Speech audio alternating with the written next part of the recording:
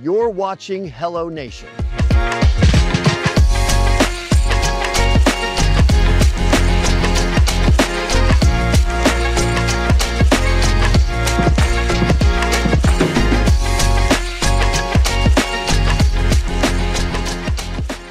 All right, welcome to the HelloNation podcast, your voices of good news. I'm your host, Kevin Hayes, and joining us on today's episode are Shay Chedotal, president of the Mississippi Funeral Directors Association, and Bo Murphy, Mississippi's representative to the National Funeral Directors Association. We'll be talking about how funeral professionals across Mississippi are adapting, educating, and preparing for the future while continuing to serve families with professionalism and compassion. Shay and Bo, welcome to the show. Thank you. Thank you. Glad to be here. Of course, and being the voices of good news, we like to always start off by asking our guests to share just a little bit of their own good news. So, Shay and Bo, tell us a little bit about yourselves, the roles that you serve within the funeral profession, and go ahead and just share some good news, whether that's in the funeral industry or just in your own lives. Why don't you go ahead, Shay? Okay. My name is Shay Chedotal. I'm currently the president of Natchez Trace Funeral Home, Memorial Park Cemetery, and Crematory. My husband and I own the business. I am currently the president of the Mississippi Funeral Directors Association and also concurrently the funeral director of the Mississippi Funeral Directors Cemetery and Funeral Association. Simultaneously, I have 2 grown children. Both are in the industry. And fun thing is I'm looking forward to going on a 2-week vacation real soon. There you go. Where to? Greenland and Iceland. Oh, nice. Celebrating my Getting away 60th overseas birthday. A little bit. Oh, well done. Congrats. And what about you, Bo? Well, okay. I'm Bo Murphy. I am a 4th generation funeral director in Iuka, Mississippi. We own Cutshaw Funeral Home, and this is actually our 90th year in business, started by my great grandfather. And I am currently the representative for our Mississippi Funeral Directors Association to the National Association. I act as a liaison sort of between those organizations and kind of coordinate between the two. And I vote for Mississippi when it comes time to vote on something at the national level. Something good and positive, I must say right now for me, is that we just opened our new pet services business. So we are now going full on doing everything for pets that we would do for humans, pretty much. That seems to be something there was a great interest in. We had people asking for years if we would do it. And finally, we've done it, and it looks like it's going to really take off. So I'm very happy about that, and we're going to see what happens for the next 90 years, I hope. So there you go. Unfortunately, a service I have had to use sometime in the last couple of months. Curious to see that you can expand that service for both humans and our loved ones of a different species. One thing I caught in the intros there is that it seems like if you are in the family, kind of the family business, you understand it. And moving right along into, kind of the meat and potatoes of this, and for both of you, what are going to be some of the biggest misconceptions people have about the funeral professionals and the work that they do if they're not, kind of immersed in it, whether it be the family business or, the building just a couple doors down in the neighborhood? People have this idea that we are the people that they see directing a funeral when we're not directing a funeral, and we're not. We're just normal people like everybody else. There's this expectation. It's funny when we come to these towns and you tell the people in the town, oh, there's a convention of funeral directors in town. They have this idea of what that is, and it's never that. Okay. It's never morbid, yeah. They think it's it's all the stuff you see at the funeral home. And actually what you have is 500 people who want to get away from the funeral home for just a minute, because they most of them work a lot more than your average job. And for sure. Kind of thinking as far as a misconception, a lot of the families may think that our job is basically what they see, which is the arrangement conference, hour and a half or so, and then for the service. Yeah. And it's so much more than that, because after the family leaves, then we have to take care of the contact in the cemetery, and the minister, getting ready the church, doing the programs, the laminates, the death certificate, preparing the body. So there's so much more to it that we do. It's not just that hour and a half that you see us and then the service. Right. There's a lot more behind the scenes. And then you're still on call and you have other families you got to take care of all at the same time. Mm-hmm. And, you may be, there's this idea that what we mostly do is just sort of stand around and point and tell people where to go and what to do, and you have this image of this funeral director guy, but actually, after we spend an hour with a family that we've met with, arranging whatever kind of service they want, the next 8 hours are spent doing things that you would never imagine. We're laser etching and doing computer graphics creation and making videos. This has become part of our funeral culture. That's what's changing. They expect that kind of a production. They want video, they want sound, they want props, which is great because they're getting more out of it. It's not like the cookie cutter McFuneral that they've been to 1,000 times. They're making it what it's really supposed to be, which is a celebration of their lives. Okay. So that part I love. I do love being able to be more creative, I love making videos and being able to try to tailor them to the person. It just makes it more fun for us. It's more interesting to really try to capture a person. And you have more opportunities to do that now that we are doing more of these things. Right? It's not just what casket would look right for this guy. It goes so much further. And that's what we spend most of the time doing, actually, those things. Anyone who's ever had to come in and come to you guys for your services, go through that initial process of setting up dates, looking at all the resources available, see exactly what the different funeral homes, the services they have, which of course you're expanding. What do you want people, I guess, to understand about that process from the minute that they walk into the door? I mean, as far as when the family comes in, it's always, you never know their situation until you get to meet them for the first time. You don't know if this is grandma who's now 102 years old. She's lived her life fully and she keeps telling everybody, I'm ready to go, I'm ready to go, I'm ready to go, versus a tragedy of a young child that has just passed away. Right. So you need to figure out what that situation is. And hopefully, ahead of time going in, so you know how to tread the water, I guess. But you let the family, in my opinion, you let the family kind of guide you as to how you do it. Now, one thing I've always said about funeral directors, we can wing anything, because everything you think you're going to go straight in line is going to be in a totally different direction, always. Mm-hmm. So we can wing anything. You got to have a plan, and then you also have to have 13 other plans. Right. And it'll change in a split second. Mm-hmm. But best laid plans of mice, men, and funeral directors? Mm-hmm. Yeah. Definitely. Can be quickly preempted by some guy who just didn't show up to his own dad's funeral and everybody's sitting around waiting, or the priest that didn't show up on time, or the whatever. You still have to make this seamless for people who are paying you to make it that way. Right. So there's times when the families, if they start telling you the stories of tragedy and they start crying, if you're real and you're in there for the right business, you just cry along. You go with it.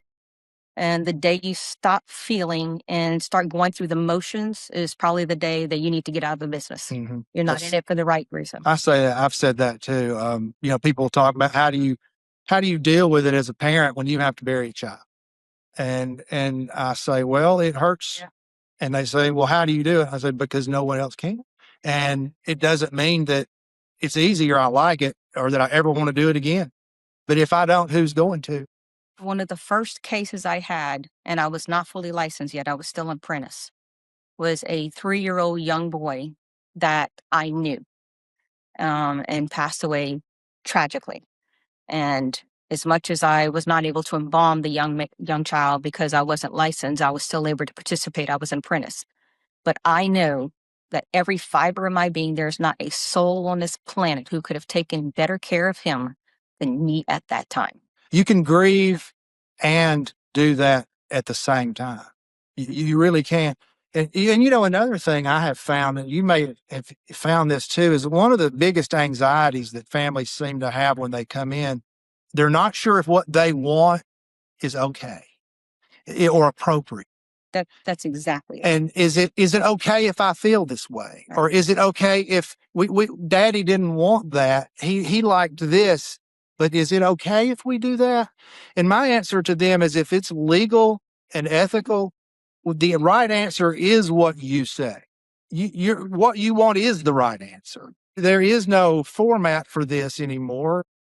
The only right answer is what you as a family say is the right answer. And if it's legal and moral and ethical, that's what I'm going to do for you. What I want you to understand as a funeral consumer sitting in front of me is that we're here to create an experience for you, not copy someone else's. We're here to honor one person on the planet, not everyone else. So if this person doesn't fit this mold, then let's don't use that mold. Let's use the mold that you've been thinking about all this time, and let's just make that happen. That's why we're here. That's why we're here in 2026. And that's what it's going to take to stay here, in my opinion. And in terms of going through that process with these families, what are some of the other big misunderstandings when it comes to that pre-planning process? It's not necessarily the expenses. A lot of people think the funeral directors are so expensive. It's all money, money, money, money. It is not the money. It is not. I think the biggest hesitation is the guilt that the families have, not knowing, did I make the right decision?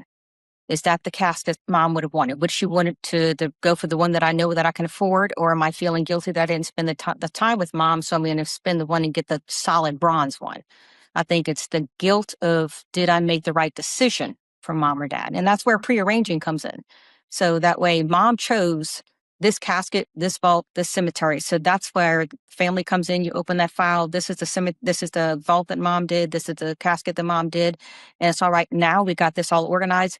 Let's celebrate your mom. It's just so much more healthy for the family.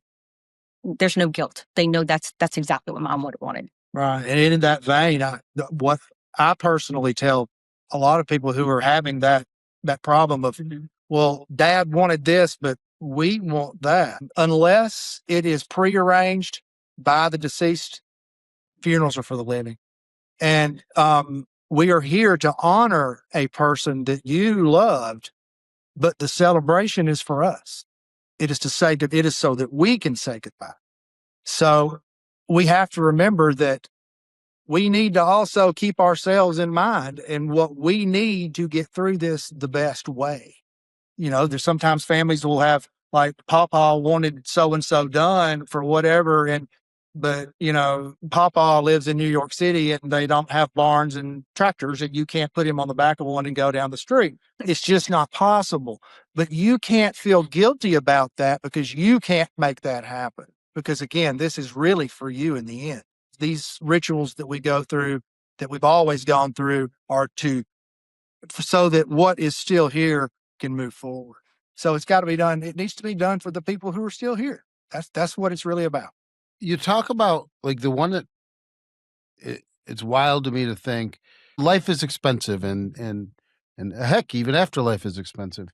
How often is that conversation about what one can afford? The bronze casket versus the other. And I think mom would have wanted that, or I think dad would have, but I don't know that that's in my budget. And how often do you see families battling with that? Do you help somebody do that? Because that's mom, that's dad, that weighs heavy on somebody to make sure that they're still doing what mom or dad wants. If it's pre-needed, it's already taken care of in the insurance assignment. So it's already done.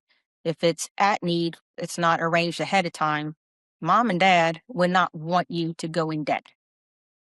So you do the best you can with the means that you have. And mom and dad would be very happy exactly with what you've chosen. That's right. I tell people all the time, as your funeral director and your friend, because I live in a town there's 25,000 people in the whole county. I know who has what. And I can tell you that when they come to me and they want to spend more than they have, and it's going to be a burden on them, and they're talking about, well, can we just go borrow money? Can we just go get a loan to pay for this?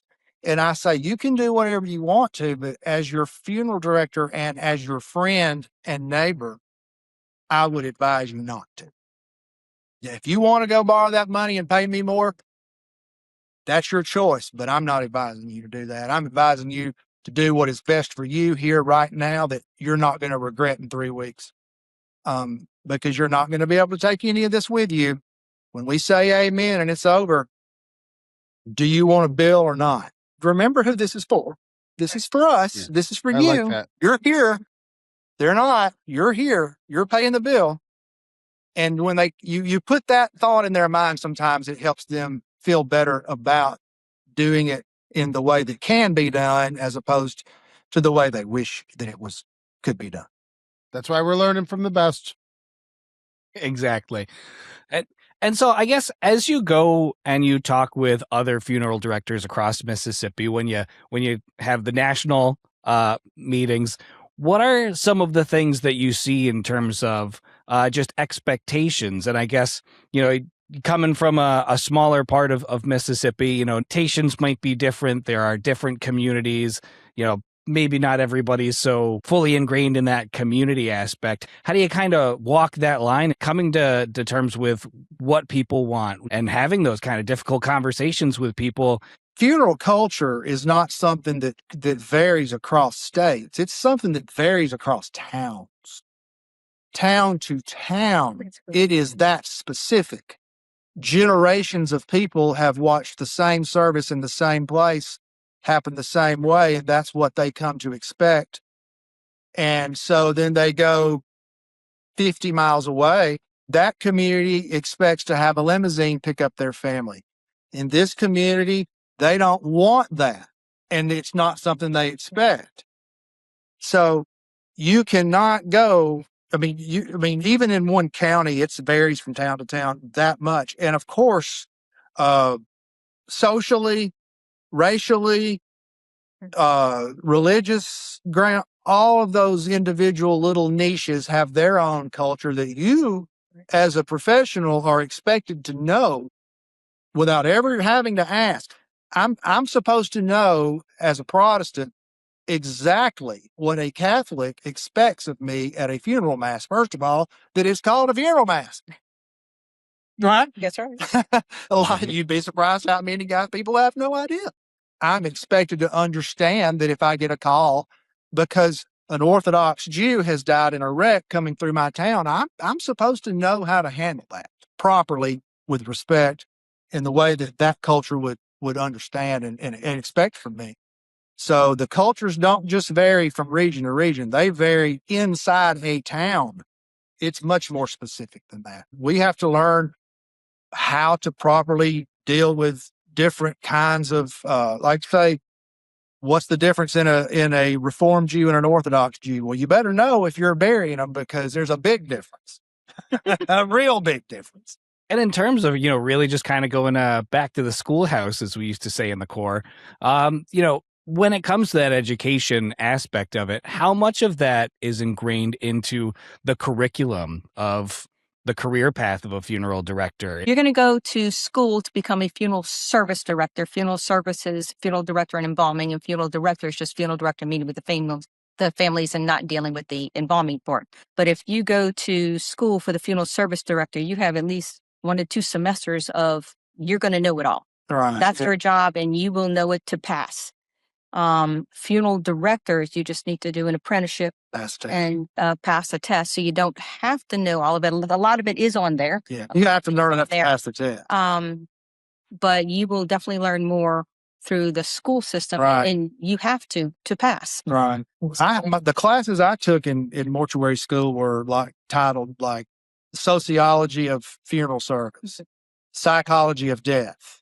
In those classes are when you're learning about all of the religions, the cultures, what they expect. So yeah, you're going to have a full semester of just sociology, just psychology, on top of the funeral directing courses that are teaching you the rituals and the what to do stuff. We're trained a little bit in all that's going on up here in the minds of the people that we're dealing with, because you kind of have to know that, because they're all over the place, obviously for a good reason. To understand what their reactions mean and what they're coming from is very helpful to us to know how to deal with, And certainly sticking in the schoolhouse for just a little bit longer, the standard of a funeral service, the customer service, as it were, what does the organization, I guess, what is their role in terms of being a resource for people who are looking to get into the career field, who are continuing in their family's footsteps, And for anyone who I guess is probably hearing for the first time, the students that are in schools now, let's start with that. The majority of them are females. It has definitely changed from a male dominant into now a female dominant as far as the education. The licensed funeral directors, I think they're still bar none male dominant for sure. But the students that are currently in school, probably 80 to 85% are female. Of those individuals, the majority of them are interested in the science, I guess, versus the funeral directing. So they're looking to be more involved in the embalming and the mortuary and then taking care of the body versus actually meeting with the families. So we have a massive shortage of funeral directors across the nation. We've tried to advocate and have some opportunities to find other funeral directors, even if they're not even looking at it. If you have a gift of gab, this might be a good opportunity for you. We have foundations just to provide scholarships for people who want to go. If contacting the MFDA is always a good idea if you want to help on how to start, where to start, and possibly applying for financial help or whatever. Like Shay says, we need funeral directors, and the MFDA is in the business of promoting funeral service. And your state association is going to help you find money and resources to get you in school if you are a good fit for that. There aren't many mortuary schools in the state of Mississippi, but you can still take classes online. So you can do online classes and take your tests. So you can still become, if that's something you're interested in, even if you don't have the means of going physically to the school. And you can become a licensed embalmer in about 2 years. What a lot of people don't expect when they get there to go to embalming school is that it's not easy. Right. There's a lot of chemistry involved when you're dealing with the embalming because you have to figure out the different fluids. And chemistry is one thing, and thanatochemistry It's totally is the funeral side of chemistry. Exactly. So you're going to be taking microbiology, anatomy, and physiology. You're going to learn a lot about the human body. If you're not inclined to that, you're probably not going to make it through because it's pretty hard. I mean, it's funeral specific. I started with 36 people, and I took the national board exam at the end with 3. So wow, that's how many people made it. Well done. Well, it's just they drop out like flies when they start getting into the chemistry and stuff. You get through it. If it's for you, you'll get through it, and you'll find out in school if it's for you or not. That's for sure. I was going to say journalism school definitely did not seem like that much of a game of Survivor. How often are they staying local? Like you, again, I go back, you're 4th generation. How often do they stay in the hometown they know versus, I don't want to say going out and exploring, but you said you could go anywhere and get the job. Yeah. We don't have big turnover in our industry. Yeah. They stay local. They'll stay. Yeah. Usually if they're going into a different area, it's usually they get married, and then the spouse is leaving one way or the other. But other than that, I think they're pretty much where they are is where they are. Because the people who want these jobs, everybody wants them. I mean, the thing is we have we have some of these really weird schedules that some people really like, because as much as we may be working on Sunday, on any random Wednesday, we may be at the lake. So you just never, some people are a fit for this. Some people like, I think, the unpredictability of it. Some people just thrive on that better. And if you do, then you're going to do well in this because it's very unpredictable. It's difficult when a lot of times for the young moms who want to have families. Because if you're going to be a funeral director, you're 24/7. Right.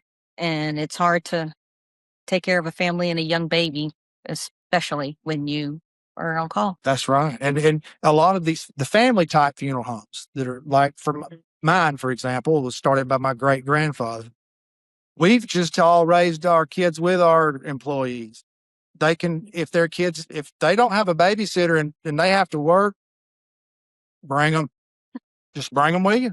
They were running around the funeral home. My kids were. And I've had two generations of employees' children grow up in my funeral home, and I'm glad.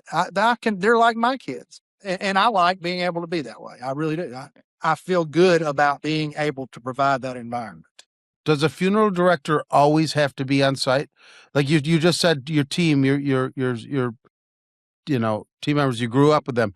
Does a funeral director have to be at every funeral, or can the team be there? Funeral director, A licensed licensed- funeral director must be there doing the service. On the premise. That's absolutely must be there. Now, with that being said, my company specifically, I do my best to whoever's on call takes that call, does that pickup, meets with that family, and takes care of the service. So you have that same individual from beginning to end that contact. But then again, we do our best to also have one funeral service at a time. We may have 2 or 3 back to back, but you have our entire team at your disposal to celebrate that life lived. You got the main funeral director gently escorting family one out while you got all these little ducks behind the scenes. One's cleaning the bathroom, one's taking care of the flowers, one's taking care of the floor, one's picking up the little flower petals. So they don't know that there's, 4 people behind you going nuts, getting you ready for family number 2. So when family number 2 comes, everybody's copacetic, everything's perfect, and they know no different. Like if you've ever been backstage at a play and seen what's actually all going on back there, there's a little bit of that.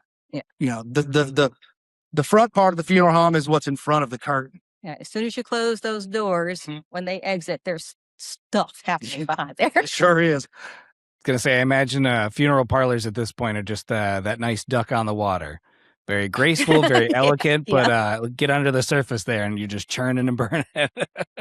How often do you as funeral professionals find yourself kind of wearing an additional hat, almost being that mediator between some family members that are coming together after a year, decades, in these moments? How many times do you guys have a situation where you have to almost have that counselor or that mediator hat on in the process here?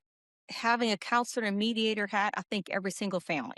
So you're actually working with them every single time. But as far as the dynamics, if there's rivalries, and you never know. There's families that say, oh, my siblings come, it'll be perfect. And then no issues. And all of a sudden things explode. And then there's others that everything is, I'm not sure how my mom's going to or my sister's going to react. I'm just not sure how I'm just preparing you.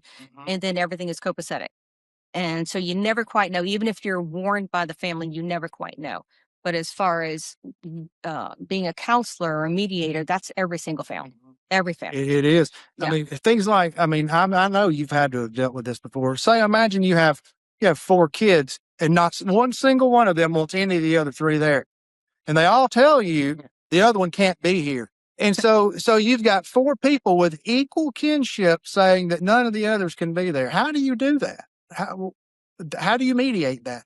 I have found myself many times just going to finally saying, I cannot fix this for you. You're going to have to go and work it out and come back when you can do whatever you want to do. But there are certain things we just cannot get in the middle of, and because it really gets crazy, and, because everybody's really emotionally charged, and it makes things much more intense. Those difficult situations don't happen very often, but every now and then you will have them. You will. And we usually just say that we're going to step out, give y'all some time, and you let me know when you're ready.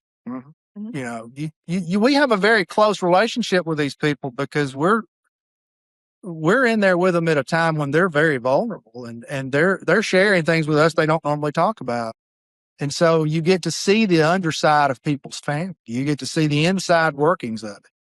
And you find out more than you want to know sometimes, but generally it creates a bond with your community in a way that is special, because after you go through that process with them and they see that there's a trust or a bond or something that you share with people that you have shown your vulnerability to. And I think that that's a good thing. I enjoy that part. We're good friends with a lot of the families that we've dealt with over the years, and they will come back and have coffee. We got Miss Pam, who always comes in at least every other month and brings us cookies. So we've got families that have just become part of us. Yeah. And that's like, you keep coming in through the front door, and put a name tag on you, come in the back door. I know. Put you to work. We do too. We have our. So you do have your families that you get really close with. You do have formed bonds with people that last for generations, really. What are some of the things that you guys are seeing as potential trends in the funeral services? Potentially over the next 10 years or going back over the last 10 years, how much it's changed. Oh gosh. I know one thing. I have to say this for sure from the because I go to the national funeral directors things and I'm seeing what's coming down the pike. You go to the national expo and you'll see what everybody's going to be doing in a couple of years. You go to your state association and you see what everybody's doing now. Okay. So it's kind of the future and the now is how you kind of break that down. And I can tell you from what I've seen at the recent national expo, the technology that is coming down the pike that we're going to be using in funeral service is unimaginable. And it seems when I tell you about it, you're going to immediately say, there's no way that we're going to be doing this. Not in my town. They'll never want that. Well, guess what? They will, and you're going to do it. So there's things coming down the pike with technology wise. We are going to be doing virtual reality funerals. It's not going to be optional. I went and saw the tech for it in Chicago, and you sit down and you put on this virtual headset.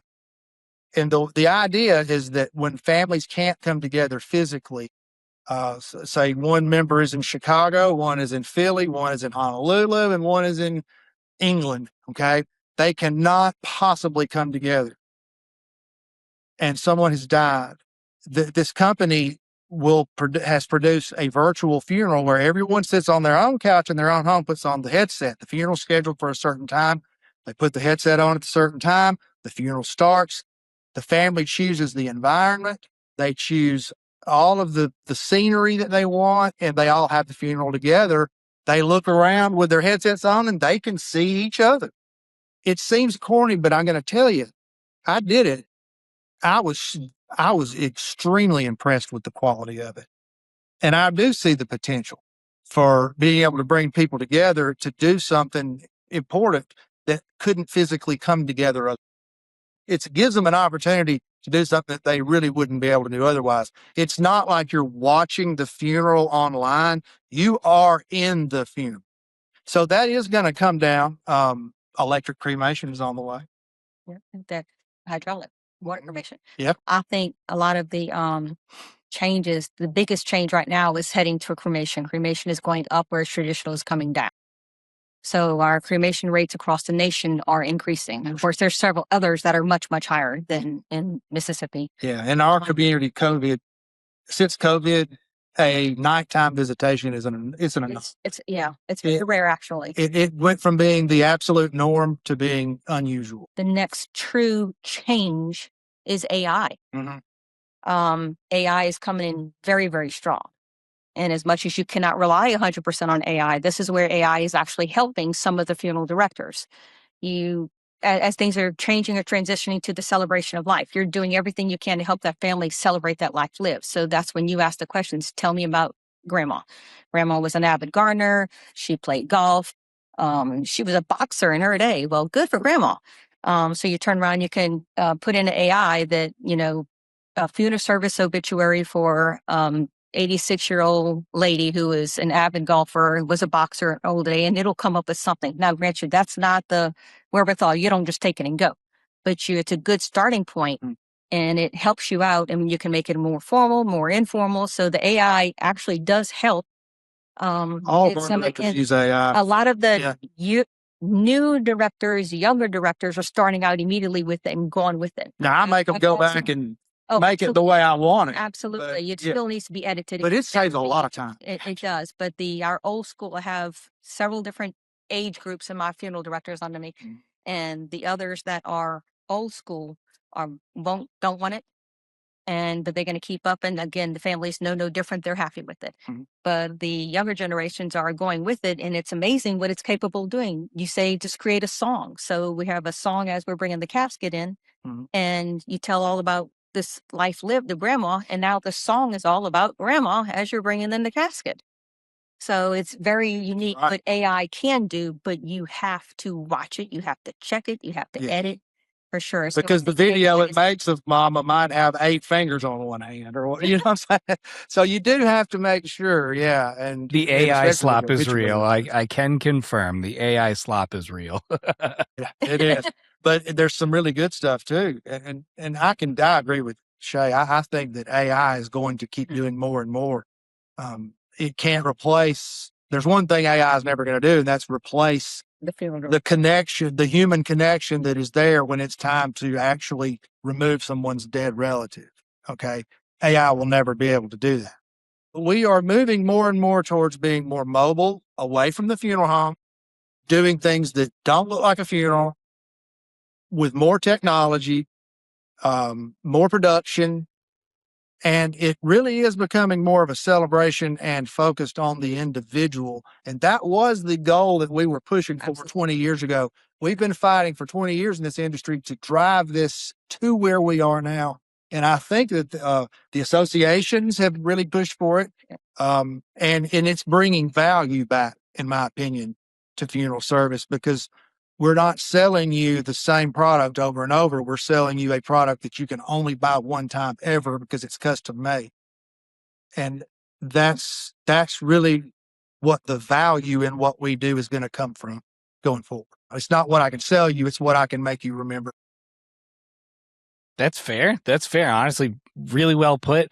Kind of one more quick question before we hit the back end and take this on home. Just in terms of all the changes that you guys have seen over the years, the out of necessity, the innovations, real quickly in kind of one short and sweet idea for anybody who's hearing about this for the first time. What do you think that sentiment they need to take away for the future of the industry and everyone involved with it? The thing about it that is appealing to those who are coming along now is the move towards making this a celebration of an individual and pulling it away from a repetitive ritual. That people are now have found out that they can create a celebration the way they want it, and it's okay. That, to me, is what's going to keep us in business, because that's the product that I have found people really want to buy. Right. I think that's almost exactly what I was going to say, is the celebration of life, the ability to help that family not necessarily know that mom is gone, but we're celebrating everything mom has accomplished in her life. Mm-hmm. So we're celebrating mom in every facet of what she has and hasn't done to go home. Right. It's not anymore. It no longer is it about them coming to us and saying, tell us what to do. It's about them coming to us and them telling us what to do. Right. A lot of times they don't know. So you ask those questions and then you sort of evolve and create that event. Mm-hmm. And let them have that input. So you're creating it together. Now they know they're involved, and it's just and giving them permission just to do what they want. So if whatever gives you value, that's why we're here. Yeah. And as long as we will keep going in that direction, I think that we're going to be fine. Right. We're gonna evolve. We're gonna change. We're not going to be the same business my grandfather's business was. So we're going to change. We're going to keep changing. But as long as we keep changing towards what I think, making it about the individual, I think that we're going to keep going in the right direction. And technology is just making that easier, really. We can do a better job at it, I guess. Absolutely. All right. Well, Shay and Bo, we've covered a lot about funeral professionals across Mississippi, how they're adapting, educating future leaders, and continuing to serve those families, most importantly, with care. But now it's time to put that knowledge to the test. It's time for Hello, Goodbye. I'm going to give you guys a series of statements, and you'll tell us whether you agree or disagree. And hello means you agree. Goodbye means you disagree. And of course, make sure to explain your answer so that the listeners can learn from it. You guys ready? Sure. All right. First one down the rip. Most people only interact with funeral professionals during funerals, but their work often begins long before a funeral service ever takes place. So I think it's thumbs down. Thumbs down. We don't talk about. You may be in the grocery store and somebody will say, when I die, don't forget to put that teddy bear in there, or whatever it is. But 100,000 people tell us that. So the real business starts when we sit down. Yeah. So there's not a whole lot of nothing really happens much about it until it's time. But when it's time, and we go. Fair enough. There you go. Goodbye to kick things off. Can we get a hello? Let's see. You need continuing education requirements from the state in order to maintain high professional standards. I'm going to say, I knew we were going to disagree. We disagree on this because I think that I'll let you go first.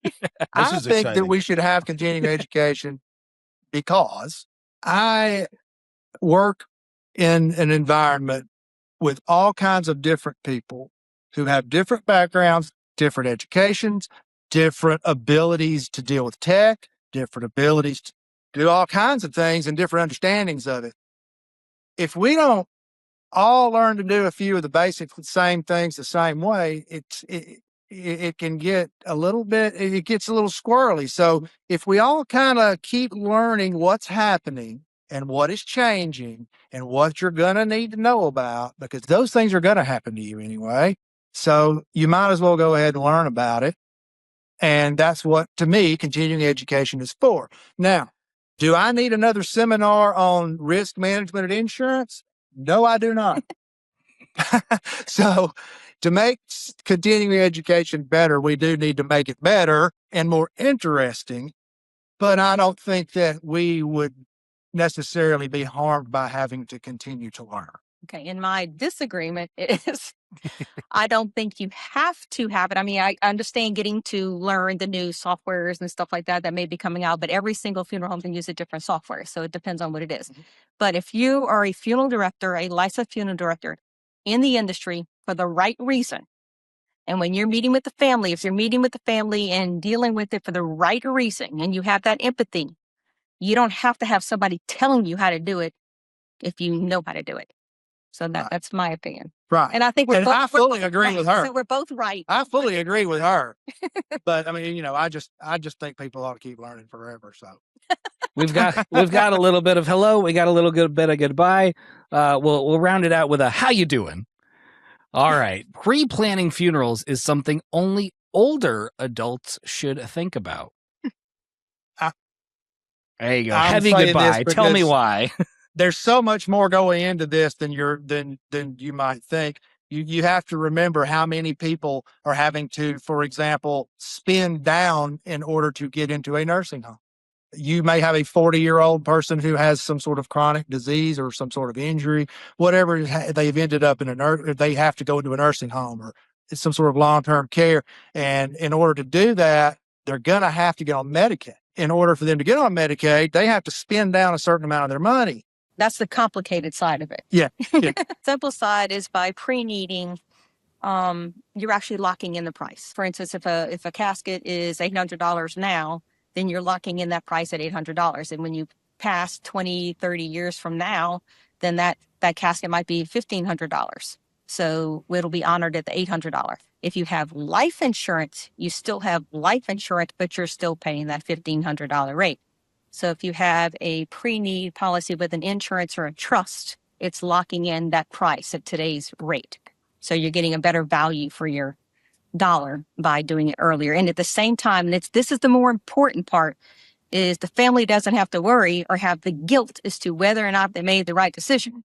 You already made the decision for them. So pre-needing is absolutely something that I feel they should do in the age. I've never one time had a family tell me that they sure wish that daddy hadn't pre-needed. Never had that happen. Never had that. Never had one person after all these thousands and thousands of cases say they wish they hadn't prearranged. So wow. I'll go with that. The numbers will speak for themselves. And if we've learned anything about inflation, it's get the good price while you can. Am I right? Yeah. I don't think that I'm going to be charging less in 10 years. I don't think. I just don't think it's going to be. But you're saying there's a chance. There's a chance.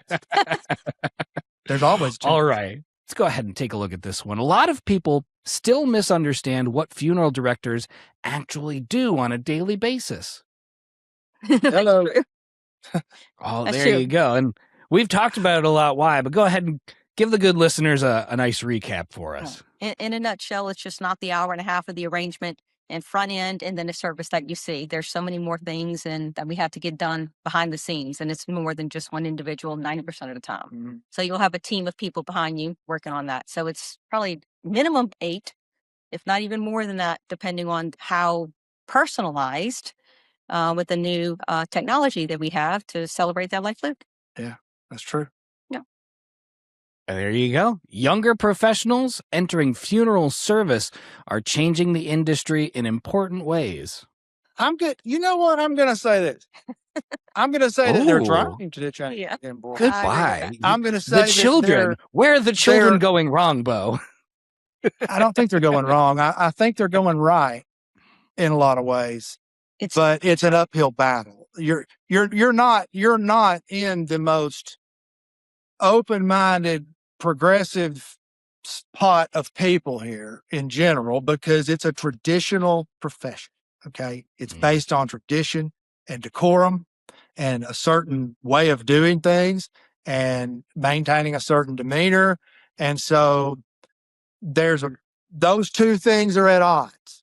Okay. Just naturally. We are currently having this thing in our industry right now. There's this big discussion of what do we do with the idea that traditionally funeral directors have not openly shown piercings and tattoos and body modification, that kind of thing. But that's just one example. The majority of the persons do have tattoos. And a lot of times they don't have issues wearing long sleeves or long pants or dresses or whatever. So that is an issue. I think the differentiating part is they've always got the cell phone. So instead of 100% of your attention is supposed to be on this family, put the phone away. You got the cell phone on the side.